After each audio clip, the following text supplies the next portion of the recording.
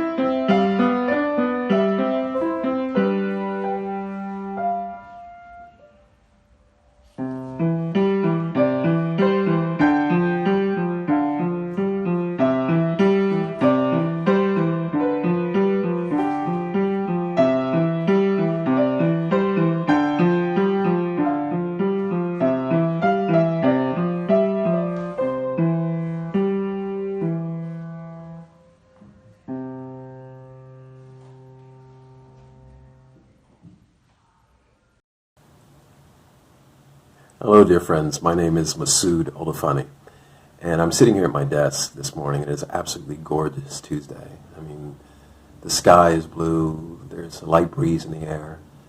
I can see all these beautiful young leaves sprouting from trees, flowers are blooming, and I can also hear birds singing outside my window. And I'm filled with this sense of renewal and revitalization and a sense of new life as the spring is just imbuing all things with a new sense of energy. And I'm also thinking about the spiritual springtime that we're in, this period celebrating the festival of Ridván, which was a divine springtime. It marks the revitalization of the human race, a time where God's messenger first publicly revealed himself to the world. Because it was during that time, in the spring of 1863, Baha'u'llah spent 9 days in the Garden of Ridván, that he would first publicly declare his mission to the world. Baha'u'llah had been living in Baghdad for some 8 years at the time, and he received word from the government that he was to be banished to Constantinople, which is today Istanbul in Turkey. Prior to his departure to begin his nearly 500-mile trek to Istanbul, Baha'u'llah wanted to spend a little time with the well-wishers, the people who had grown to admire and love him so much, the friends he had made, to give them an opportunity to say goodbye to him and him to wish them well before he began his journey. The home he occupied in Baghdad wasn't large enough, and there was a nobleman in the city, a gentleman by the name of Najib Pasha, who had become a great admirer of Baha'u'llah. He loved him tremendously. And knowing that the Blessed Perfection needed a space larger to accommodate the throngs of people who wanted to come and spend a few brief moments with him, Najib Pasha knew that he owned some property across the river from Baha'u'llah's home. And on that property there was a garden. It was called the Najib Garden. And Najib Pasha offered that garden as a place where Baha'u'llah could pitch his tent and spend 9 days prior to his departure to Constantinople. On the day of Baha'u'llah's departure from his home in the city of Baghdad, the city was filled with throngs of people who had come to catch a glimpse of the Blessed Perfection before he left their midst. People could hear cries and lamentations. There was great sadness expressed. People were lining the streets, thronging the hallways, the alleyways, hanging off balconies, on top of rooftops, as Baha'u'llah made his way through the city streets to cross the river to pitch his tent in the Garden of Ridván. Baha'u'llah describes the event this way: "O my companions, I entrust to your keeping this city of Baghdad in the state you now behold it, when from the eyes of friends and strangers alike, crowding its housetops, its streets and markets, tears like the rain of spring are flowing down, and I depart."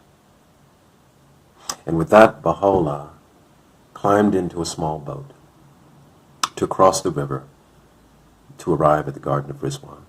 Now we know from history that there were several companions who accompanied him on this boat ride across the river.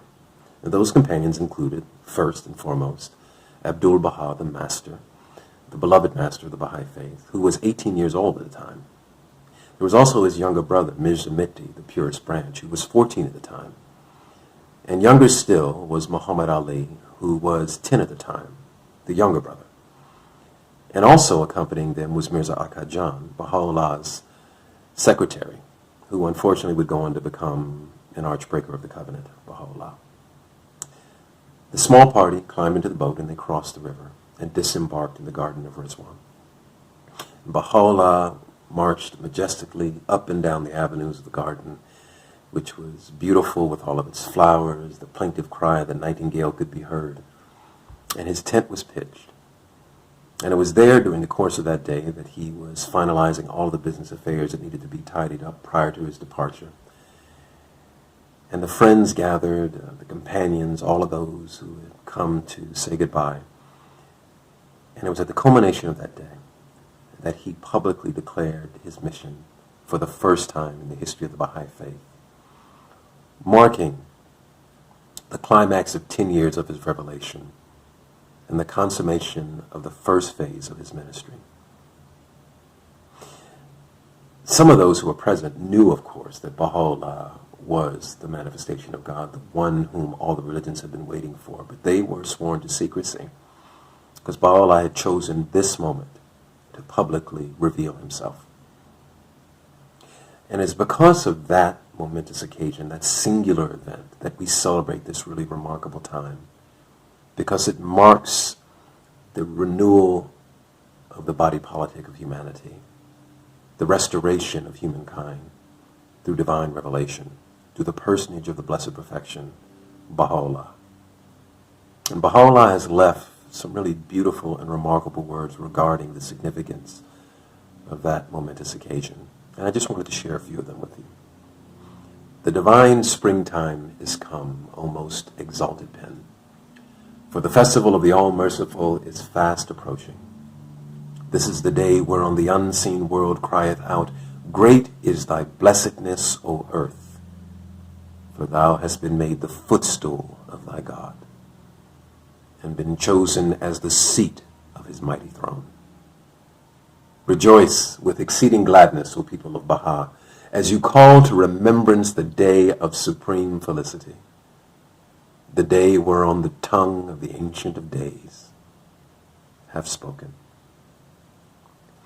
And this is why we celebrate the first day of the festival of Ridván, because it marks the beginning of the Baha'i dispensation, the beginning of this divine springtime, in the personage of Baha'u'llah, the one whom all the great religions have been waiting for, the latest in a line of manifestations of God, the supreme manifestation of God, the blessed perfection. Happy Ridván, everybody.